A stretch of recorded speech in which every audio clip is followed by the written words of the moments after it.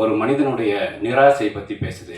எல்லாம் முடிந்த பிறகு அவன் என்ன எடுத்துகிட்டு போக போகிறான் அப்படிங்கிற ஒரு பெரிய ஃபிலாசபியோடைய ஒரு வடிவத்தை பேசுது. ஸோ இவ்வளோ விஷயத்தை பேசுது. இது நிச்சயமாக நீ எடு அப்படின்னு சொன்னேன். அப்போ திலானி கரெக்டாக ப்ரொடியூசர் அவங்க வந்தாங்க. ஸோ அவங்களோட கோ ப்ரொடக்ஷன் பண்ணக்கூடிய ஒரு வாய்ப்பு வந்தது. காம்ரேட் டாக்கீஸ் வந்து தொடர்ச்சியாக வந்து நிறைய டாக்குமெண்ட்ரிஸ் பண்ணிகிட்ருக்கோம். என் கூட ஒரு பெரிய டீம் இருக்காங்க. சிந்தன் தோழர் உட்பட ஒரு 10 பேர் இருக்காங்க. ஸோ அவங்க நிறைய டாக்குமெண்ட்ரிஸ் எடுத்துகிட்ருக்கோம். சமீபத்தில் கூட வாச்சாத்தியை பற்றி எடுத்த டாக்குமெண்ட்ரி வந்து இன்றைக்கி மிக முக்கியமான பேசு பொருளாக இருக்குது. அந்த மாதிரி டாக்குமெண்ட்ரிஸ், ஷார்ட் ஃபிலிம்ஸ் எடுத்துகிட்ருக்கோம். அதில் முக்கியமாக இந்த லிட்டில் விங்ஸ் எடுத்தது வந்து உண்மையிலேயே நான் வந்து ரொம்ப பெருமிதமாக உணர்கிறேன். இந்த படத்தை வந்து பார்த்துட்டு உடனடியாக இதை வந்து ட்ரீம் வாரியர்ஸில் ரிலீஸ் பண்ணணும் அப்படின்னு சொல்லி பிரகாஷ் சாரும் பிரபு சாரும் சொன்னாங்க. எனக்கு வந்து பிரகாஷ் சார் வந்து ரொம்ப என்னோடய ஹார்ட்டுக்கு ரொம்ப க்ளோஸான ஒருத்தர். அடிக்கடி வந்து நாங்கள் ஃபோனில் பேசிக்கும்போது திடீர்னு கூப்பிடுவார்.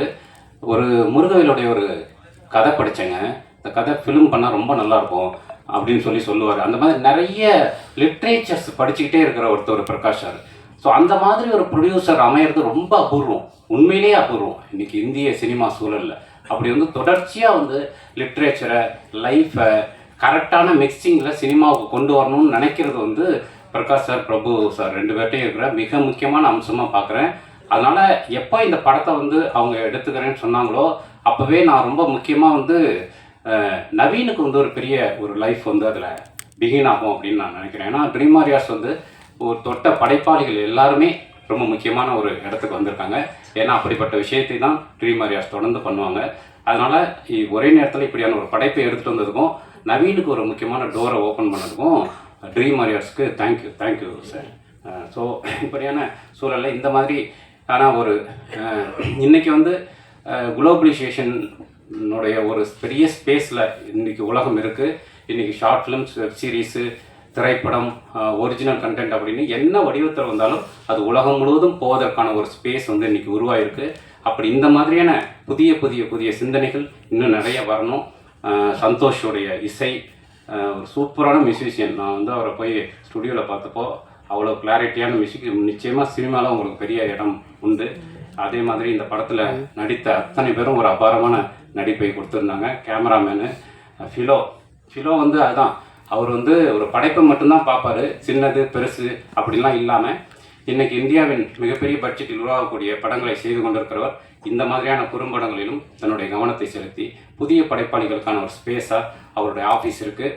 அவரோட ஆஃபீஸ்க்கு போனால் ஒரு பெரிய ஃபேக்ட்ரி மாதிரி இயங்கிட்டு இருக்கோம். எந்த ரூமில் எது நடக்குதுன்னே தெரியாது. திடீர்னு நான் போய் கதவை திறப்பேன், அங்கே வந்து கூலி ஷூட்டிங் போயிட்டுருக்கோம், எடிட்டிங் போயிட்டுருக்கோம். இன்னொரு கதவை திறந்தால் விஜய்க்கு வந்து ஃபைனல் கட்டு பார்த்துட்டு இருப்பார். அதில் நமக்கும் ஓரமாக ஒரு இடம் இருக்குது அப்படிங்கிறது வந்து மிக சிறப்பான விஷயம். அது மாதிரி இந்த மாதிரியான படைப்பாளிகளுக்கு அவர்கிட்ட எப்போவுமே ஒரு இடம் உண்டு. ஃபிலோ வந்து ரெக்கமெண்ட் பண்ணிகிட்டே இருப்பார் யாருக்காவது ஃபோன் பண்ணி. அப்படியான ஒரு நல்ல மனசுக்காரர். ஸோ இப்படி ராம்ஜி அவரை வந்து மெஹந்தி சர்க்கஸ்லேருந்து பார்க்குறேன். இப்படியான அழகான நல்ல படைப்பாளிகளுக்கும் நடிகர்களுக்கும் எப்போதும் ஒரு மேடையாக இந்த ட்ரீம் வாரியர்ஸ் இருக்கும்னு நான் நம்புகிறேன். Thank you very much. பத்திரிகையாளர் அத்தனை பேருக்கும் நன்றி. ஸோ காளிதாஸ் ஐயா வந்து அந்த கேரக்டர் வந்து அந்த சேவல் மேலே ஒரு ஏன்னா கஞ்சி சாதமே சாப்பிட்டுக்கிட்டு இருக்கவங்களுக்கு அந்த கறி சோறு சாப்பிடணும்னு ஒரு ஆசை இருக்கும். ஸோ அந்த சேவலை எப்படியாவது அடிக்கணும்னு நினச்சாரு, முடியல. கடைசியில் முடித்தார், ஆனால் அவரும் முடிச்சிட்டுக்காரு. ஸோ அந்த சனிக்கிழமை போனதுனால அந்த சேவலை எடுத்துகிட்டு போயிடுவாங்க. ஸோ அந்த சோல் வந்து அந்த சேவலோடு போகிற ஒரு விஷயம் இருக்கு இல்லையா, அது ரொம்ப மனசை வந்து பாதிக்குது. ஒரு ஆத்மா வந்து அந்த கோழி கொண்டு போயிடுச்சு அப்படின்ற ஒரு இது இருக்குது. இன்னொன்று அந்த ஆர்ட் டைரக்டர் வந்து அந்த ஒரு கோழி குஞ்சு வந்து இயற்கையாகவே இல்லாமல் செயற்கையாக பண்ணார். அந்த முட்டைக்குள்ளே ஒரு கோழிக்குள்ளலாம் வச்சு அதுக்கு எவ்வளோ வேலை பண்ணாங்கன்றது. ஏன்னா 4 days பிளான் பண்ணுது, ஆனால் 6 days ஆகிடுச்சு. ஏன்னா அந்த சவுண்டு, ஆர்ட்டு எல்லாமே டைம் எடுத்து 6 days ஆகிடுச்சு. அதுக்கப்புறம் அந்த கோழி குஞ்சு கத்துறது, அதாவது வாழ்க்கையே போனதுக்கப்புறம் ஒரு சந்தோஷம் வரும் இல்லையா, அந்த விஷயங்கள்லாம் வந்து எனக்கு நான் பார்வையாளராக பார்க்கும்போது எனக்கு வந்து ரொம்ப நெகிழ்வாக இருக்குது அந்த விஷயங்கள்லாம். கதை வந்து இது ரிஹர்சல்லாம் பண்ணி பார்த்துட்டு எனக்கு கதை சொன்ன ஃபோனில் தான் சொன்னார் நவீன். எனக்கு அப்பயே நான் அப்படி ரொம்ப ஓகே சொல்லிட்டேன் நான். ஸோ ரிஹர்சலுக்கு டைம் எடுத்தோம். எல்லாருமே அந்த ரிஹர்சலுக்கே கொஞ்சம் சிரமப்பட்டு தான் அங்கே, ஏன்னா பஸ்ஸு கிடையாது சில சமயம் திருவண்ணாமலையில் கொரோனா காலத்தில். அதெல்லாம் சிரமப்பட்டு தான் 4 நாள் வந்து ரிஹர்சல் எடுத்தோம் நாங்கள்.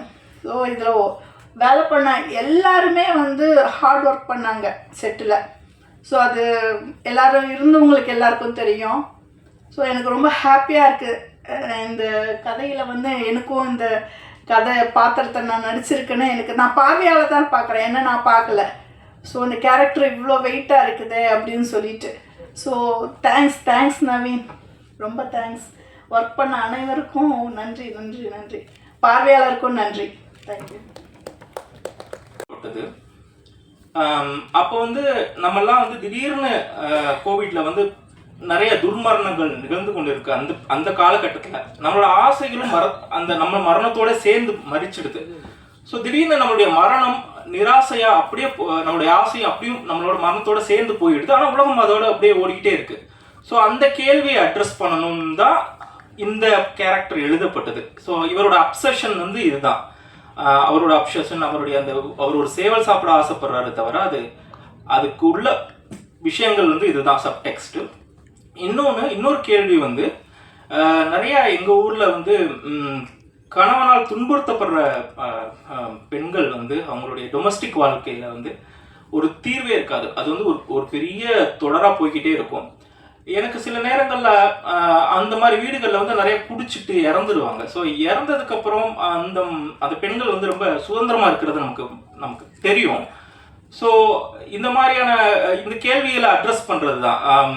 ஸோ அந்த சூழலில் ஒருத்தருடைய மரணம் இன்னொருத்தருக்கு விடுதலை தருது. ஸோ இந்த 2 கேள்வியை அட்ரஸ் பண்ணுறது தான் இந்த படமாக நான் எழுதினேன்.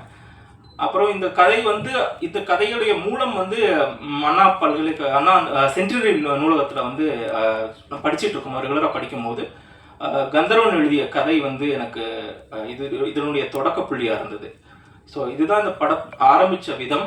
அப்புறம் இதை வந்து எழுதுனதுக்கப்புறம் நான் எப்பவுமே எது எழுதினாலுமே எங்கள் இயக்குனர்கிட்ட காட்டிடுவேன். ஸோ அந்த மாதிரி தான் என்னுடைய முதல் சிறுகதை விகடனில் வந்ததுக்கும் அவர் ரொம்ப முக்கியமான காரணமாக இருந்தார். அதே போல் நான் எழுதுகிற திரைக்கதைகளை வந்து அவர்கிட்ட காட்டிடுவேன். அவர் இம்மீடியட்டாக படிச்சிருவார். படிச்சுட்டு இது நிச்சயமாக பண்ணலான்னு அவரே எப்பயே சொல்லிட்டாரு. ஆனால் அதை செயல்படுத்துறதுக்கு இதில் வந்து நிறைய சேலஞ்சஸ் இருக்குது. இதில் சேவல் இருக்குது. இதை வந்து எப்படி நீங்கள் விஷுவல் எஃபெக்ட்ஸ் போகிறோமா இல்லை ப்ராக்டிக்கல் எஃபெக்ட்ஸில் இதை பண்ணுறோமா அப்படிங்கிற நிறைய காம்ப்ளிகேஷன்ஸ் எல்லாம் இருந்தது. ஸோ அதெல்லாம் வந்து பொறுமையாக சால்வ் பண்ணுறதுக்கு டைம் ஆச்சு. ஆனால் திடீர்னு என்னோடய ஃப்ரெண்டு வந்து அசோக்னு ஒரு பையன், அவன் வந்து இந்த மாதிரி திலானி ரவீந்திரன் வந்து அப்படின்னு ஒரு ப்ரொடியூசர், அவங்க தான் அந்த படத்தோட முதல் தயாரிப்பாளர். அவங்க வந்து கனடாலேருந்து ஒரு போட்டி அறிவிச்சிருக்காங்க, திரைக்கதை பற்றியான போட்டி. அதுக்கு வந்து நீங்கள் எழுதி அனுப்புங்கன்னு சொன்னார். நான் எழுதி அனுப்பிச்சிட்டு விட்டுட்டேன். ஸோ அதுக்கப்புறம் ஒரு 4 மாதத்துக்கு அப்புறம் அது வந்து தென்கிழக்கு சவுத் ஏஷியா லெவலில் நடந்த கான்டெஸ்ட். அது ஸ்ரீலங்கா, சிங்கப்பூர், மலேசியாவிலேருந்து எல்லாருமே அனுப்பிச்சாங்க. அதில் என்னுடைய திரைக்கதை வந்து முதல் பரிசு வென்றது. அதனுடைய ஃபண்டும் அப்புறம் ராஜமுருகன் சாரோட கோ ப்ரொடக்ஷனும் சேர்ந்து இந்த படம் எடுத்தாங்க. ஸோ எடுத்துட்டு இந்த படம் 1 வருஷத்துக்கு முழுக்க திரைப்பட விழாக்களுக்குள்ள போச்சு. அதுக்கப்புறம் கேரளாவில் சிறந்த ஸ்டேட் அவார்டு அந்த IDFSK வாங்குச்சு. அதுக்கப்புறம் அந்த படத்துக்கு உடைய விசிபிலிட்டி அதிகமாகிடுச்சு. இப்போ நாங்கள் எந்த இதுக்குமே நாங்கள் அடுத்து அனுப்பலை. பெஸ்ட் ஃபிலிம் வாங்கினால உலகம் முழுக்க இருக்க ஃபெஸ்டிவல்ஸ்லேருந்து எங்களுக்கு என்கொயரி வந்துகிட்டே இருந்தது. நிறையா அவங்களே கேட்டு வாங்கி போட்டுட்டாங்க. அதுக்கப்புறம் இந்த படத்தை கரெக்டாக கொண்டு சேர்க்கறதுக்கு ஒரு டைம் ஆச்சு. ஸோ அது வந்து ஏன்னா பொதுவாக இண்டிபெண்ட்டாக பண்ணுறது பெரிய ஸ்டார் காஸ்ட் இல்லாத படங்களுக்கு வந்து அது பெரிய சிக்கல். ஸோ OTT மூவி ட்ரை பண்ணோம். மூவி வந்து ரொம்ப லாங் லிஸ்ட் போயிட்டு இருந்தது. ஸோ இந்த படத்தை வந்து ஃபைனலாக இங்கே கொண்டு வந்து அதுவும் ட்ரீம் வாரியர்ஸ் மாதிரியான ஒரு பெரிய ப்ரொடக்ஷன் வந்து சப்போர்ட் பண்ணுறது, ஷோல்டர் பண்ணுறது வந்து it's a great thing actually. இது வந்து ஒரு படத்தை இன்னி வர உதவி இயக்குநர்களுக்கு இது ஒரு ரூட்டாக இருக்கும். ஸோ அதுக்கு வந்து I thank dream warriors team. பிகின் பிரகாஷ் சார்லேருந்து அவர் தான் முதல் ஒரு 3 வருஷத்துக்கு முன்னாடி அந்த படம் பார்த்துட்டாரு.